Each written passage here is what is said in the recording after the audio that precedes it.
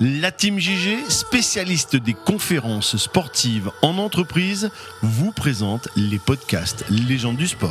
Bonjour à toutes et à tous, nous continuons le portrait des présidents et des présidentes. C'est la toute première présidente que je reçois dans cette série d'interviews.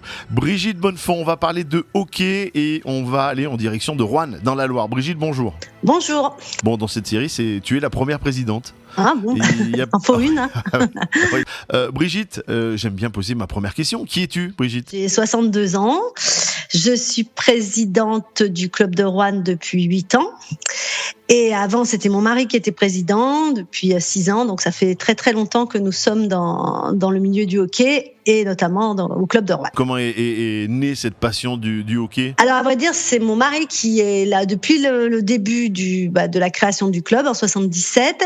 Et puis, j'ai connu un peu plus tard. Et du coup, il m'a emmené voir des matchs de hockey. Et puis après, j'ai eu 2 enfants qui ont à nouveau été dans le hockey. Et du coup, j'avais pas spécialement, j'avais pas spécialement d'affinité avec le monde du hockey. Je trouvais ça un peu violent.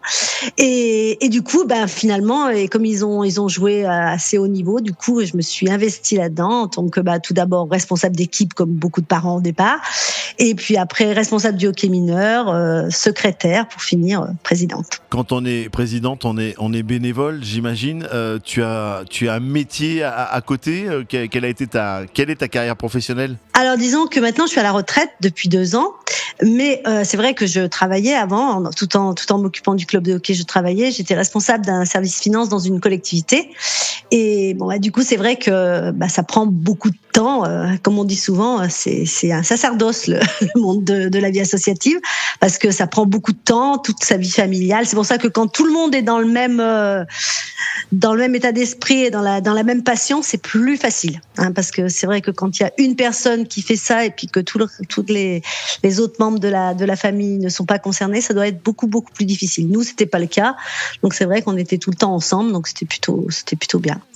On parle du bureau, de ton bureau, puisque je le dis toujours, quand on est un grand président ou présidente, on a forcément un grand bureau avec soi. Nous, on a 7 personnes qui sont très, très impliquées aussi. Donc, forcément, un président, secrétaire, trésorière, un responsable du hockey mineur, un responsable féminin. Et donc voilà, et des membres du bureau. Donc du coup, on est un petit groupe, mais c'est vrai que par contre, on a beaucoup de bénévoles autour qui nous aident, bien sûr, dans toutes les tâches, les organisations de matchs, les déplacements, enfin tout seul, on peut rien faire. Donc c'est sûr qu'il faut être bien entouré. Quelles sont tes grandes, la plus grande fierté depuis que tu es présidente dans ton club ? Alors j'en ai plusieurs. C'est vrai que moi, ma grande fierté, c'est déjà d'avoir atteint les 200 licenciés, parce que quand on est arrivé, on avait 80 licenciés quand on a repris le club. Donc là, 200 licenciés, c'était vraiment un objectif. Après, c'est la montée en D2. Moi, j'ai un gros souvenir quand on a été en finale de championnat D3 et qu'on est monté. Ça, c'est un très beau souvenir. Et puis là, après, j'ai des très bons souvenirs en D2, mais j'ai aussi un peu des frustrations, parce que c'est vrai que quand ça a été l'année du Covid, on était prêt à aller en finale et ça a été tout arrêté d'un coup, et depuis, on plafonne en quart de finale, et ça, c'est un peu frustrant. Nous, on espère vraiment monter en D1 parce qu'on a construit notre club pour ça, et j'espère que ça va arriver. Ça sera pas encore pour cette année parce qu'on s'est fait retoquer en quart de finale, mais ça, c'est le sport. Et en fin de compte, la stratégie du club et tous les objectifs sont liés à cette montée, parce qu'on s'est aperçu que quand notre équipe première fonctionne bien, tout ce qui est en dessous, tout le mineur en dessous fonctionne bien également. Et donc, du coup, c'est vrai que ça attire, c'est la vitrine, et ça attire et c'est vrai qu'on n'a jamais eu autant de jeunes que depuis que notre équipe première marche bien. Voilà. Allez, ma dernière question, quel est le nom de la patinoire ? C'est la patinoire Fontalon. On a une très jolie patinoire, en plus. C'est vrai qu'elle est pas très grande, elle est un peu vieillissante, mais les équipes trouvent qu'elle est assez chaleureuse. Voilà, c'est ça. Très chaleureuse. Et il y a de l'ambiance. Bon, on salue tous les supporters également et supportrices qui nous écoutent. Oui, parce qu'ils nous suivent. Et puis là, il y a une association de supporters qui s'est créée cette année, la Horde. Et c'est vrai qu'ils mettent vraiment le feu à la patinoire.